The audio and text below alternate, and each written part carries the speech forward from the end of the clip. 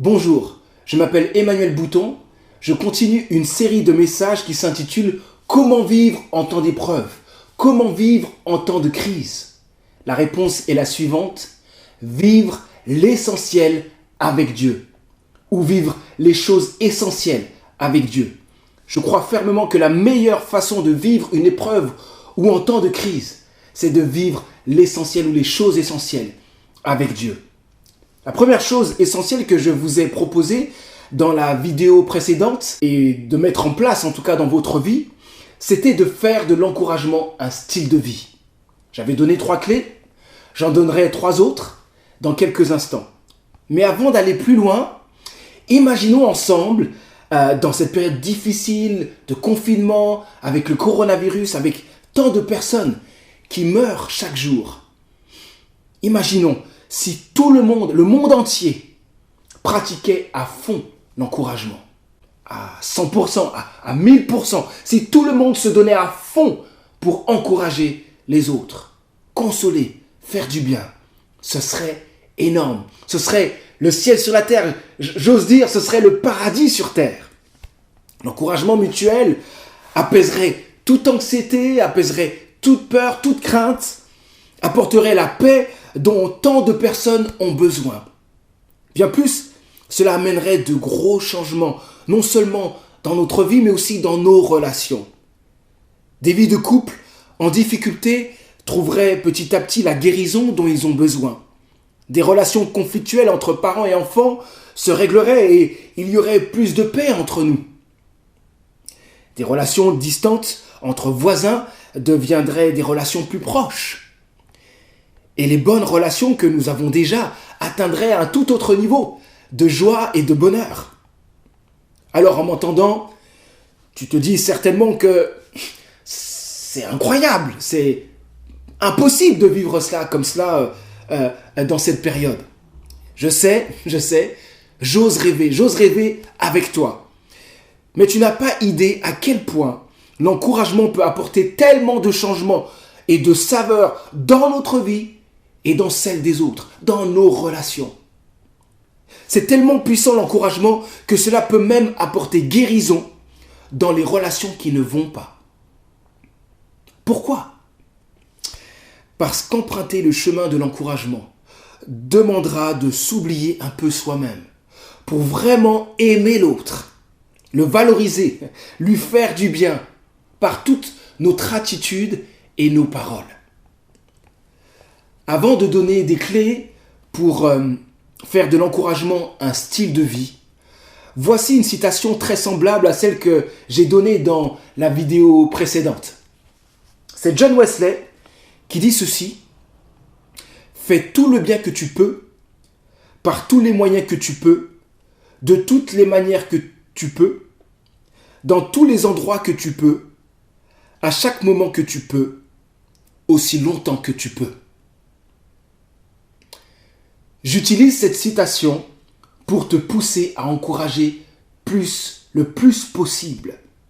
Mon ami, encourager, c'est tellement important. Alors encourage autant que tu peux, par tous les moyens que tu peux, de toutes les manières que tu peux, dans tous les endroits que tu peux, à chaque moment que tu peux, aussi longtemps que tu le peux. Dans ma première vidéo, je t'avais donné 3 clés pour faire de l'encouragement un style de vie. J'aimerais les redonner maintenant. Premièrement, engage-toi à encourager tout le temps. Deuxièmement, prie tous les jours pour être un encouragement pour les autres. Et troisièmement, sois intentionnel dans toutes tes relations dès aujourd'hui. Si tu n'as pas vu ma première vidéo, tu peux cliquer sur le lien qui s'affiche ou en bas tout simplement dans le descriptif de la vidéo. Maintenant, continuons avec 3 autres idées, 3 autres clés pour faire de l'encouragement un style de vie. Premièrement, offre de ton temps pour encourager. Offre de ton temps pour encourager. Le temps est l'une des choses les plus précieuses que nous avons à notre disposition. Mais si on ne fait pas attention à ce que nous faisons, il peut facilement nous filer entre les doigts, un peu comme un savon. Surtout aujourd'hui, dans notre génération ultra connectée. C'est très difficile de s'arrêter, de faire silence, de se concentrer. C'est très difficile d'éteindre les innombrables distractions que nous avons avec toutes les applications sur smartphone qui nous sollicitent sans cesse, nous attirent et nous poussent à vite en devenir dépendants. Bien utiliser son temps, ce n'est vraiment pas une chose facile. La Bible parle beaucoup du temps. Voici ce que Dieu nous propose dans la lettre de l'apôtre Paul à l'église aux Éphésiens, chapitre 5, versets 15 à 16. Éphésiens chapitre 5, versets 15 à 16. Je cite, « Veillez donc avec soin à votre manière de vivre. Ne vous comportez pas comme des insensés, mais comme des gens sensés. Mettez à profit les occasions qui se présentent à vous, car nous vivons des jours mauvais. » Au travers de sa parole, Dieu nous rappelle que nous vivons des jours mauvais. Du temps de l'apôtre Paul, quand il écrivait à Éphèse, cela signifiait certainement que les persécutions romaines approchaient de plus en plus. Nous vivons des jours mauvais. C'est-à-dire, nous sommes dans un temps où le péché règne avec puissance, où la piété, l'attachement à Dieu est rendu difficile et se relâche, où l'opposition du monde se renforce, l'opposition vis-à-vis de Dieu, vis-à-vis des enfants de Dieu, vis-à-vis de l'Église. Ce qui rend plus rare et plus difficile les occasions et la possibilité de faire le bien. Ces temps difficiles doivent nous pousser à avoir un sentiment d'urgence. À cause de ces jours mauvais dans lesquels nous sommes, et dans cette période avec le coronavirus, avec tant de personnes qui meurent chaque jour, nous devons faire attention à nous-mêmes, veiller avec soin à notre manière de vivre et faire preuve de sagesse. C'est tellement important.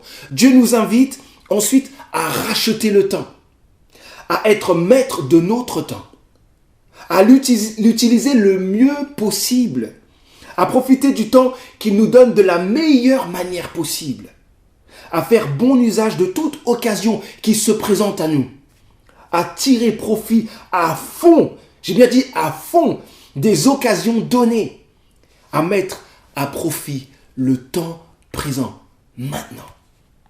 Chaque moment doit être exploité et aussi capitalisé au maximum.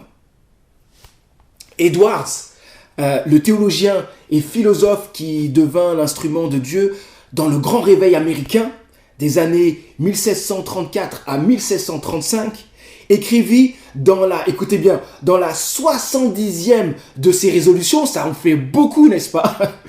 Juste avant son 20e anniversaire, donc un tout jeune, mais quelle maturité. Voici sa résolution. Ne jamais perdre un seul instant, mais en tirer le meilleur parti du mieux que je puis. Je répète, ne jamais perdre un seul instant, mais en tirer le meilleur parti du mieux que je puis. Quand on parle de résolution, on dit oui, ok, résolution. Mais cet homme avait non seulement autant de résolutions, mais ces résolutions ont vraiment eu un fort impact dans sa vie. La meilleure façon d'utiliser notre temps, les amis, je le crois fermement, c'est d'aimer. Aimer. Et pourquoi je dis cela? Eh bien, une personne que la Bible mentionne plusieurs fois, voire tout le temps, c'est Jésus. Et Jésus lui-même a dit quelque chose de fort dans Matthieu chapitre 22, versets 37 à 40. Je cite, « Tu aimeras le Seigneur, ton Dieu, de tout ton cœur, de toute ton âme et de toute ta pensée. » Écoutez bien ce qu'il dit là au verset 38, c'est là le commandement le plus grand et le plus important.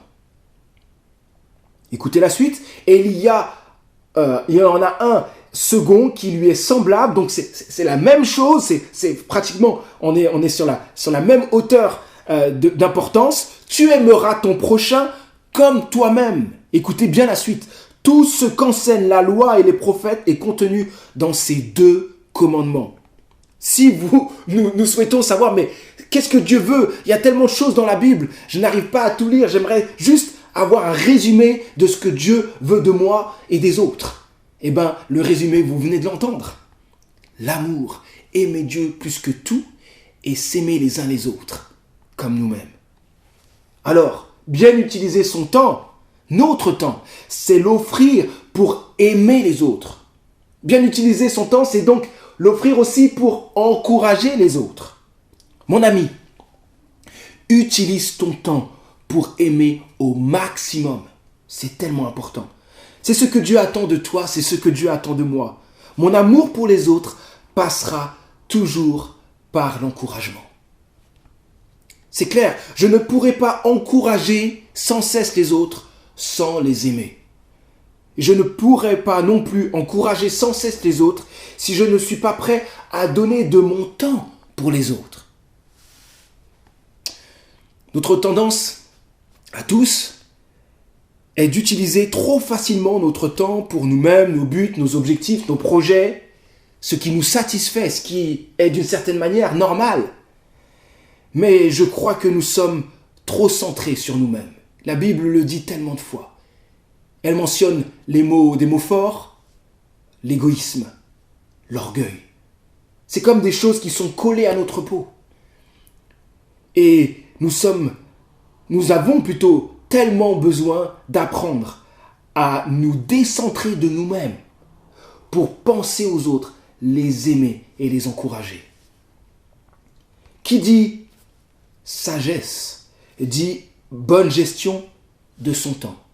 Mais qui dit bonne gestion de son temps, de notre temps, dit aussi planning, agenda. Vous connaissez ça? Thomas Julien le dit bien dans son commentaire biblique sur la lettre aux Éphésiens. Écoutez ces paroles. Marcher avec sagesse, c'est établir un emploi du temps et s'y conformer. Vivre au jour le jour n'est en aucune façon une marque de spiritualité. Ni la consécration, ni les bonnes intentions ne compensent une mauvaise gestion de notre journée ou une tendance à la paresse.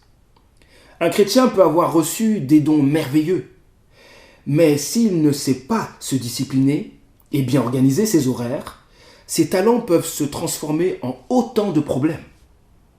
Il est indubitable que le plus grand gâchis dans l'Église est celui du temps.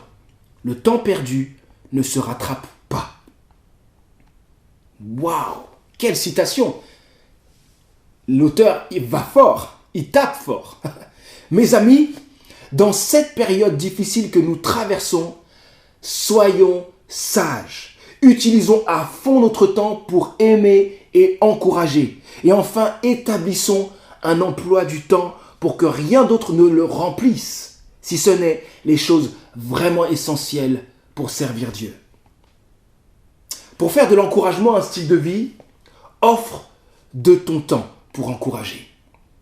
Deuxièmement, accepte donc qu'encourager exige de toi des sacrifices. Racheter le temps, c'est faire des sacrifices.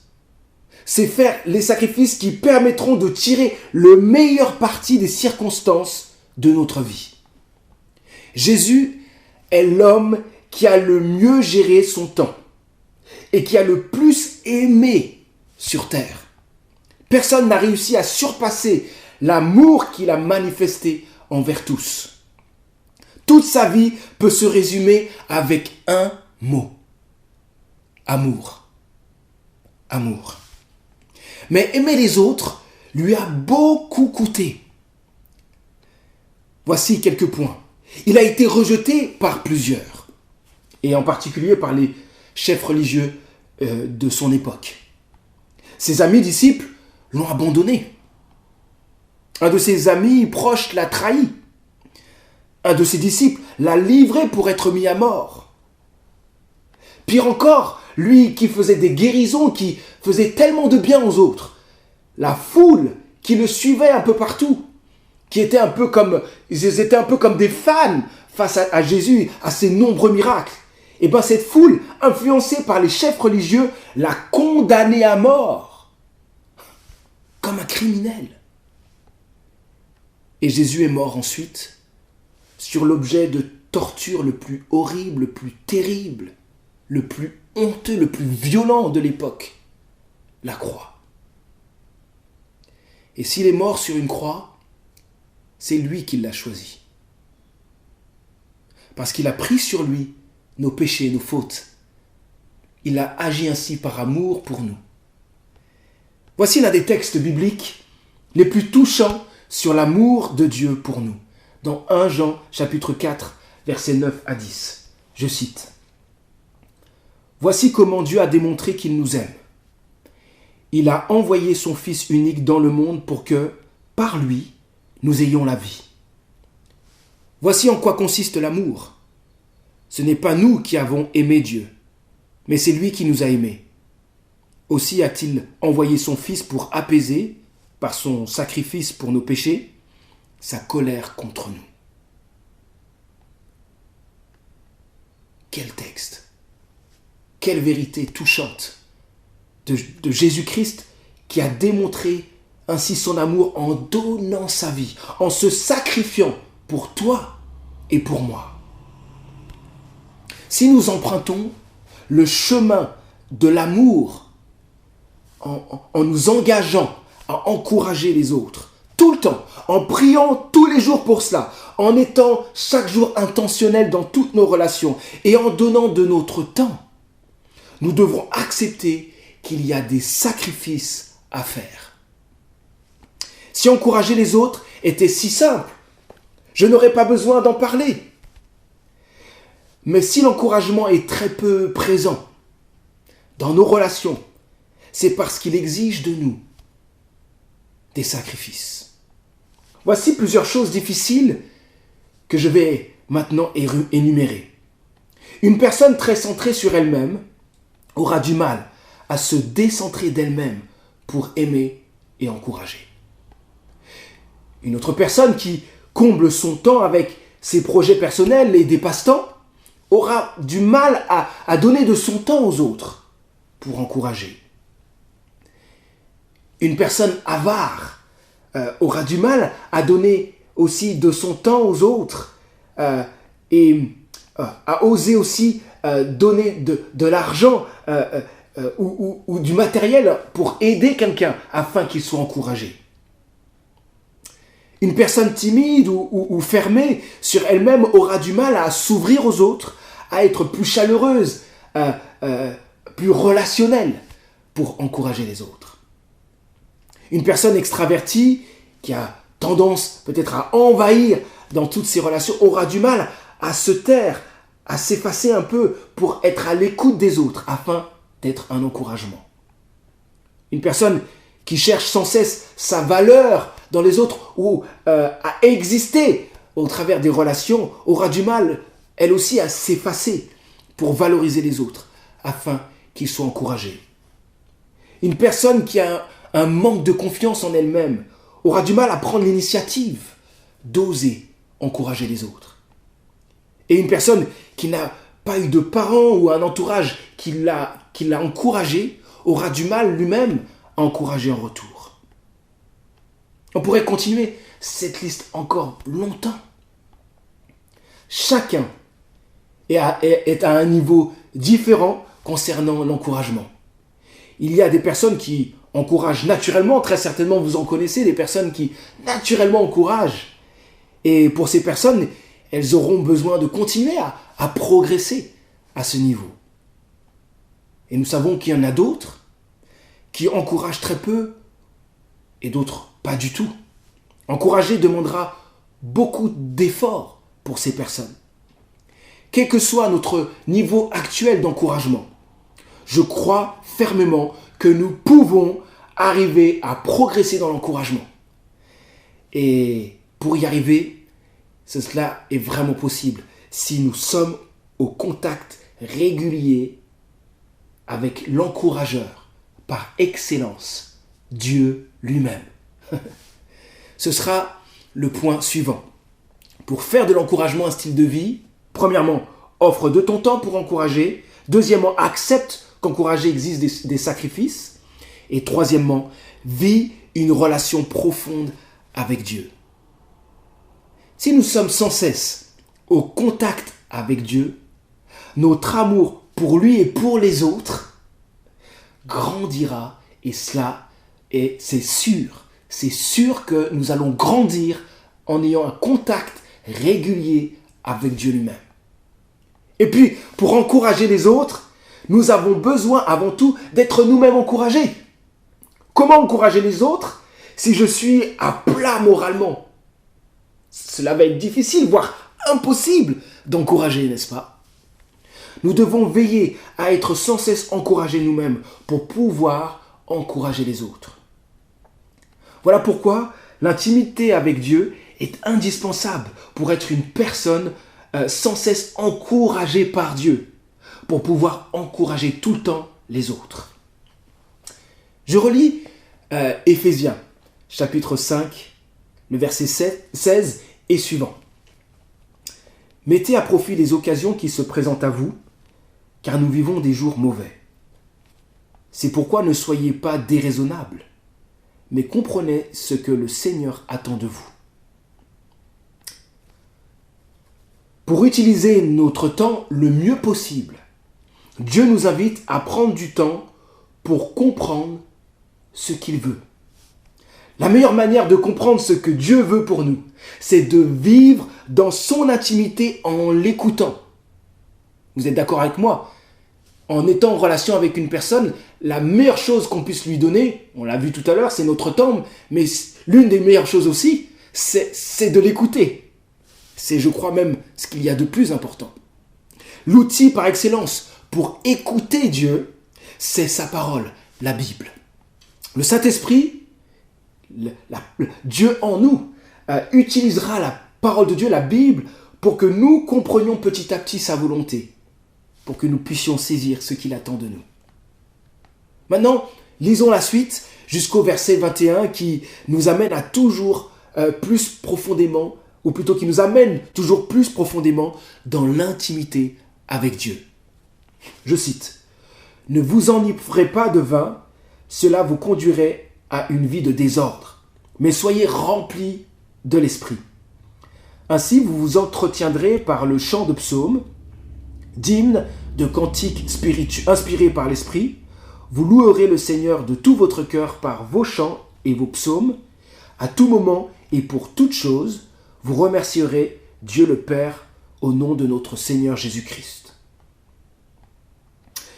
Dans ce texte, nous sommes invités à une relation profonde avec Dieu par une vie remplie du Saint-Esprit, remplie de louanges à Dieu et qui déborde dans toutes nos relations. Et ici dans le texte en particulier, dans nos relations avec nos frères et sœurs dans la foi. Et si on lit la suite, on dit que ça déborde aussi dans la vie du couple, dans la vie de famille, donc là, auprès des enfants, parents-enfants, mais aussi dans la vie avec collègues de travail, patrons, etc. Donc ça touche vraiment de l'église à l'extérieur et donc vraiment toutes nos relations. Nous ne répéterons jamais assez que passer du temps avec Dieu est indispensable. Nous ne répéterons jamais assez que passer du temps avec Dieu en méditant sa parole, la Bible, en étant toujours plus rempli du Saint-Esprit et en lui exprimant notre amour et notre reconnaissance avec nos frères et sœurs dans la foi, c'est indispensable. Nous en avons besoin. Nous ne pouvons pas dire que nous appartenons à Dieu si nous n'avons aucune relation avec lui. C'est un non-sens. Assez souvent, ça m'arrive de dire dans mes relations que dire que nous sommes croyants et non pratiquants, cela est un non-sens biblique. La Bible dit clairement que la foi, elle est forcément rattachée aux œuvres. Si j'ai une véritable foi, elle va se manifester par des œuvres, des choses qui montrent que ma foi est réelle et bien présente. Et donc, je le répète, nous ne pouvons pas dire que nous appartenons à Dieu si nous n'avons aucune relation avec lui. Ce n'est pas possible. Quand Jésus un jour a défini ce qu'était la vie éternelle, il a dit ceci de très fort, dans Jean chapitre 17, verset 3. « Or la vie éternelle consiste à te connaître, toi le Dieu unique et véritable, et celui que tu as envoyé, Jésus-Christ. » Fin de citation. Ce que Jésus dit ici, c'est que la vie éternelle peut se résumer à ceci. Connaître intimement Dieu. Connaître intimement Dieu. Le terme connaissance dans la Bible n'est pas juste une connaissance vague, comme quelqu'un qui dirait qu'il connaît une célébrité mais sans l'avoir vraiment vue et sans jamais avoir passé du temps avec cette personne, sans être allé chez elle ou avoir pris un repas ensemble. La connaissance ici, biblique, quand on parle de connaissance, on parle d'une connaissance intime. Et donc, le texte est très clair. La vie éternelle, c'est de connaître intimement Dieu par Jésus-Christ.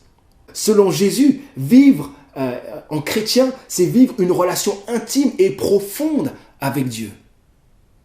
C'est une relation. C'est une relation.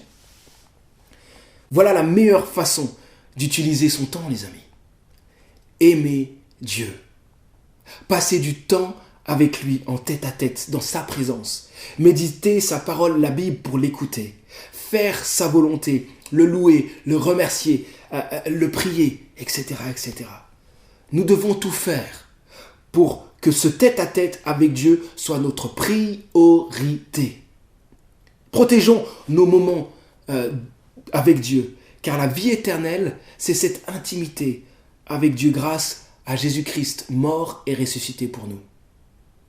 Faisons tout notre possible pour que toutes nos journées découlent de ce temps précieux avec notre Dieu. Dieu veut que nous comprenions ceci. Nos journées doivent découler de notre intimité avec Dieu. Toute notre vie doit être le fruit de l'intimité avec Dieu, d'une relation profonde et intime avec Dieu. Pas simple, ce que je suis en train de dire. Parce qu'il y a tellement de choses qui font concurrence avec Dieu dans nos journées bien remplies et chargées, n'est-ce pas? Nous devons tout faire pour à la fois avoir un rendez-vous avec Dieu dans nos journées, mais aussi pour nous maintenir dans son intimité tout au long de nos journées. Un rendez-vous avec Dieu et aussi nous maintenir dans son intimité tout au long de la journée. Il y a quelques années, j'ai été marqué par une journée de paradis. Oui, j'ai vécu une journée de paradis. Dieu m'a donné la grâce de vivre toute une journée en étant totalement conscient de sa présence, sans effort de ma part. C'était incroyable. J'étais surpris de voir à quel point rester conscient de sa présence a vraiment changé ma journée, mon comportement, ma manière de vivre. Savoir que Dieu est là donne tellement de paix, tellement de joie, tellement d'amour pour lui et pour les autres. Ma foi en était bouleversée et fortifiée. Mes prières étaient beaucoup plus intenses. Je me rappelle même que je me mettais en voiture et c'est comme si je disais à Dieu, mets-toi à côté de moi. Et je parlais avec lui non-stop. C'était tellement bon de vivre cela dans sa présence. Après avoir vécu cette belle journée ainsi, en étant conscient sans cesse de sa présence, Dieu m'a montré que c'était à moi maintenant d'apprendre à me maintenir dans sa présence jour après jour. Et je peux vous dire par expérience qu'il faut beaucoup d'efforts. Et bien sûr, l'aide du Saint-Esprit pour y parvenir. Nous ne devons pas nous décourager quand nous avons du mal à rester conscients de la présence de Dieu. Je sais que j'ai lu beaucoup de bouquins sur le sujet, on parle de la pratique de la présence de Dieu, où il y a plein de termes qui mentionnent le fait d'être conscient sans cesse de la présence de Dieu. Et beaucoup arrivent à cette même conclusion qu'il faut beaucoup d'efforts. Et donc, pour y arriver, nous ne devons pas nous décourager quand nous n'avons pas réussi à le vivre dans une journée. Il faut beaucoup de persévérance. et surtout le soutien de Dieu pour y arriver. Mais rappelle-toi ceci, il y a tellement de bonheur à vivre en étant conscient sans cesse de la présence de Dieu à nos côtés. Tellement de bonheur à vivre en mettant en place cette discipline. Alors, une bonne question, tu te dis, mais comment faire pour nous maintenir sans cesse dans la présence de Dieu tout au long de la journée, puisque ça a l'air intéressant ce que tu nous proposes, Manu. Alors, je vais te proposer certaines choses, quelques points, et j'en dirai pas trop, puisque je te laisserai après réfléchir toi-même, puisque après c'est à nous d'être créatifs pour le vivre. Un premier point, c'est de rester sans cesse dans la louange, remercier Dieu sans cesse, alors que nous marchons peut-être pour aller acheter du pain ou faire nos courses, être tout simplement là, remercier Dieu, regarde tout ce qu'on regarde, qu'on voit, remercier Dieu pour tout ce qu'il nous donne, le souffle que nous avons, le fait que nous soyons présents, la santé qu'il peut nous donner, etc., etc. Un autre point, prier avant de travailler ou de faire quoi que ce soit. Et remercier Dieu aussi après avoir vécu une activité. Lui dire merci parce que j'ai pu vivre telle ou telle chose avec toi. Autre point, nous rappeler un verset pendant que nous marchons, pendant que nous mangeons. Nous rappeler un verset biblique qui nous fait du bien. Et donc ça demande tout simplement de mémoriser un texte biblique qui nous encourage et nous le rappeler tout au long de la journée. Nous pouvons aussi prier pour les gens qui nous entourent en marchant, en réfléchissant à des personnes à l'esprit, tout simplement prier pour les gens que nous pouvons avoir à l'esprit. Prier aussi pour le monde à tout moment. Et puis enfin, un dernier point, prier pour les situations difficiles que nous voyons ou entendons dans les informations. Nous pensons à cette période de coronavirus et mes prières sont incessantes. Pour des personnes que je connais, aussi pour même les infos que j'entends, toutes les fois où j'entends des choses, je prie sans cesse. Et aussi pour les autorités, je prie pour le personnel, les personnels de santé et bien d'autres personnes encore. Je prie sans cesse. Combien nos prières doivent être incessantes dans cette période de trouble, cette période difficile. Et aussi, on a besoin de prières pour que Dieu donne sa paix à ceux qui sont troublés et qui ont besoin de le rencontrer.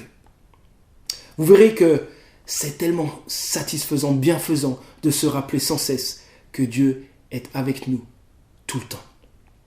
J'aime beaucoup cette citation de George Muller, un évangéliste remarquable, qui dit ceci à ce sujet.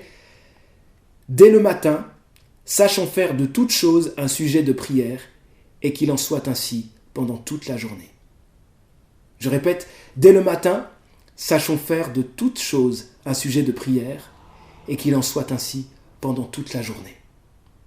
Belle citation, n'est-ce pas? Apprenons à faire de toutes choses un sujet de prière.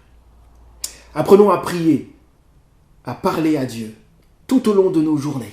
Soyons convaincus de son amour pour nous, de sa grâce, et jouissons sans cesse de son amour pour nous. C'est en ayant un contact régulier avec Dieu que nous serons sans cesse renouvelés, encouragés, moins centrés sur nous-mêmes, plus humbles et sensibles aux autres, pour les aimer et les encourager. Je vais maintenant conclure en rappelant les 3 points que j'ai donnés pour faire de l'encouragement un style de vie. Offre de ton temps pour encourager. Accepte qu'encourager exige des sacrifices et vis une relation profonde avec Dieu. Je vais maintenant prier. Dieu notre Père, merci parce qu'en toi nous trouvons l'encouragement dont nous avons besoin dans les moments difficiles. Nous avons besoin de ton secours avec le coronavirus qui tue tellement de personnes. Stoppe ce virus, console les personnes endeuillées, guéris les malades, donne force aux personnes soignantes et que les gouvernements aient la sagesse nécessaire dans leurs décisions. Nous t'en supplions, sois notre secours. Nous voulons nous rappeler que le plus grand encouragement et notre plus grande consolation se trouve dans l'évangile de Jésus-Christ. Cette bonne nouvelle de Jésus-Christ qui est mort et ressuscité pour nous donner une solide espérance et l'assurance de la vie éternelle avec toi après la mort. Nous prions que plusieurs viennent à toi et trouvent leur espérance en toi. Dans cette période où nous sommes confinés ou au travail, aide-nous à faire de l'encouragement un style de vie. Enlevons-nous l'orgueil et l'égoïsme pour offrir davantage de notre temps et accepter les sacrifices liés à une vie d'encouragement.